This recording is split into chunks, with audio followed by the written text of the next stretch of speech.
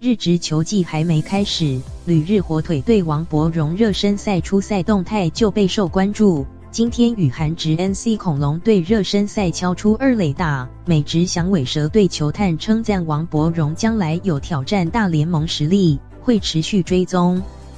日职火腿队与韩职 NC 恐龙队今天在美国亚利桑那打热身赛，3打数敲出1支安打，从韩职左投具昌磨手中敲出2垒打。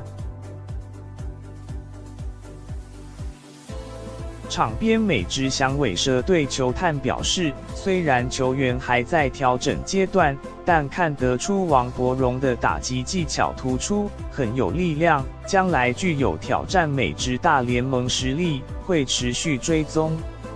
王柏融表示，打击感觉很好，希望这个感觉可以延续下去。被问起挑战美职，王柏融则表示，如果有机会的话。